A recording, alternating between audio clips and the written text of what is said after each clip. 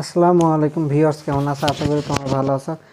বরাবরের মতো আজকে আমি আবার গ্রুপ ভার্ব অথবা ফ্রেজাল ভার্ব নিয়ে আমি তোমাদের সামনে হাজির হলাম।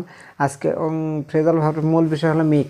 একটা মেক কতভাবে মেক সাধারণত অর্থ হলে তৈরি করা, কিন্তু মেকের সাথে যখন প্রিপোজিশনগুলো চেঞ্জ হয়ে যাবে তখন সেটা আলাদা হয়ে যাবে। দেখো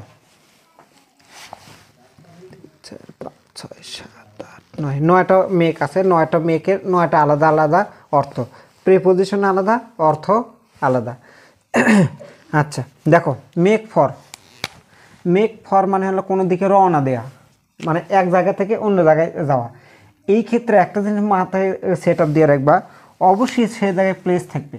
দেখো লন্ডন একটা প্লেস, লন্ডন কি একটা প্লেস, এরকম যদি থাকে তাহলে মেডের পরে হবে হলো ফর। তারপর দেখো মেক অ্যাওয়ে মানে হত্যা করা, মেক অ্যাওয়ে মানে হত্যা করা। এখন এটাতে কি হবে, ওটাতে প্লেস ছিল, এটাতে কী হবে? এটাতে অবশ্যই ব্যক্তি থাকবে। কি থাকবে? ব্যক্তি থাকবে। ডোন্ট মেক অ্যাওয়ে ইয়োরসেলফ, নিজেকে হত্যা করো না, তার মানে কি সুইসাইড করো না। তারপর দেখো মেক আফটার মানে পিছিয়ে দৌড়ানো, দৌড়ানো। দেখো the police made after the thief, এটা কিন্তু দুটাই ব্যক্তি আছে, একটা জিনিস খেয়াল করবা, যদি অন্যায় করে দৌড়ায়, অন্যায়ের কথাটা যদি উল্লেখ থাকে তাহলে সেক্ষেত্রে হবে হলো আফটার। এখানে কিন্তু অন্যায়ের কথা উল্লেখ নেই, কিন্তু এই জায়গায় দেখো পুলিশ আর থিপ, চোর আর পুলিশের সম্পর্ক ভালো না। এই থিপ এরা চুরি করবে মানে অন্যায় কিছুর সাথে জড়িত ব্যক্তি যদি থাকে তাহলে সেক্ষেত্রে হবে না আফটার। তারপর দেখো মেক অফ তৈরি করা।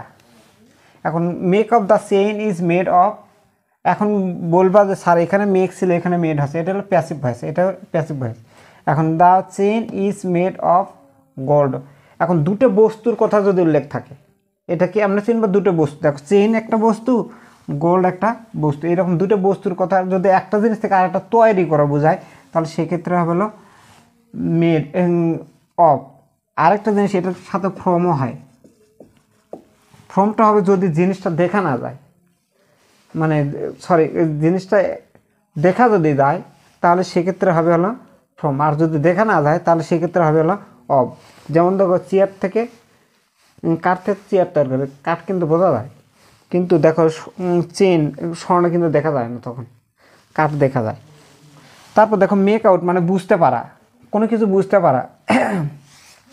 এই ক্ষেত্রে মেকের পরে যখন দেখবা যে টপিক, পয়েম, তারপরে প্রোজ, তারপর ম্যাথ, তারপরে রুলস, এইগুলো যদি থাকে, চ্যাপ্টার, এইগুলো যদি থাকে তাহলে সেই ক্ষেত্রে হবে হলো আউট।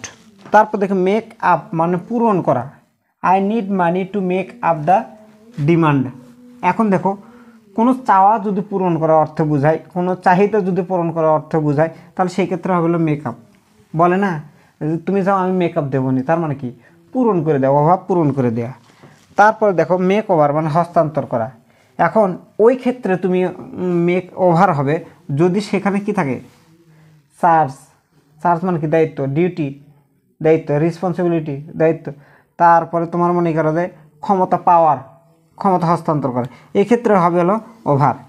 তারপরে দেখো মেক আপ ওয়ান্স মাইন্ড, এখন মনস্থির করা, মনস্থির করা। এখন দেখবা এই ক্ষেত্রে দেখো এখানেও কিন্তু মেক আপ আছে, এখানেও আপ আছে, বোঝা যাচ্ছে, দুই ক্ষেত্রেও আছে।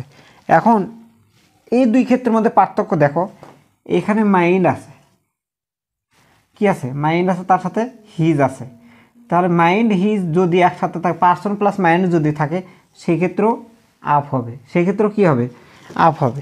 তারপর মেক আপ ফর, এখানে একটা জিনিস ক্ষতিপূরণ করা, ক্ষতিপূরণ, এ জায়গাতে লস্ট আছে, দেখো লস্ট টাইম মানে হারানো সময়, হারানোর টাকা, হারানো অর্থ, হারানো সম্পদ, হারানো সম্মান, এইরকম যদি হয় তাহলে সেক্ষেত্রে হবে হলো মেড আপ ফর। এখন এক্ষেত্রে তুমি একটা জিনিস খেয়াল রাখবা, দুটো প্রিপোজিশন গ্যাপ থাকবে না, একটা থাকবে, যদি আপ থাকে দিবা ফর, ফর থাকলে দিবা আপ, তাহলে এটা দ্বারা ক্ষতিপূরণ বোঝাবে এবং এই পাশে হারিয়ে যাওয়া জিনিস থাকবে, এই জিনিসটা মনে রাখবা। তাহলে দেখো আমরা মেক দ্বারা 9টা বাক্য, 9টা বাক্যের আলাদা আলাদা কিন্তু বৈশিষ্ট্য আছে। প্রথমটা হলো প্লেস থাকবে, দ্বিতীয়টা হলো ব্যক্তি থাকবে, তৃতীয়টা ব্যক্তি থাকবে কিন্তু দোষ থাকবে, দোষ থাকবে। তারপরেরটা হলো কোনো জিনিস থেকে অন্য জিনিস তৈরি করা যদি বোঝায় তাহলে মেড অফ অথবা মেড ফ্রম। তারপরে দেখো কোনো বিষয় যদি বোঝা অর্থে বোঝায় তাহলে সেক্ষেত্রে মেক আউট। এখানে টপিক আছে, পয়েম আছে, প্রোজ থাকতে পারে, ম্যাথ থাকতে পারে, বায়োলজি থাকতে পারে, যে কোনো সাবজেক্টের নাম থাকতে পারে। তারপরে দেখো যদি কোনো চাহিদা পূরণ করার অর্থে বোঝায়, যদি কোনো মানে আশা পূরণ করার অর্থে বোঝায় তাহলে সেক্ষেত্রে হবে মেক আপ। আচ্ছা, তারপর দেখো কি লেখা আছে মেক ওভার মানে হস্তান্তর করা, মানে চার্জ, ডিউটি, রেসপন্সিবিলিটি, পাওয়ার এইগুলো যদি থাকে তাহলে হবে হলো মেক ওভার। তারপরে মেক আপ ওয়ান্স মাইন্ড। এখন যে জায়গায় মাইন্ড আছে দেখবা, যে বাক্যের মধ্যে মাইন্ড আছে সে বাক্য অবশ্যই আপ হবে।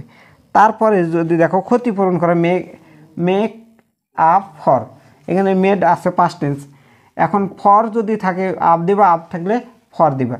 আর এটা যদি দুটোই গ্যাপ থাকে তখন কি করবে, দুটো গ্যাপ যদি থাকে অবশ্যই তুমি দেখবা যে এই পাশে হারিয়ে যাওয়া বিষয় থাকবে।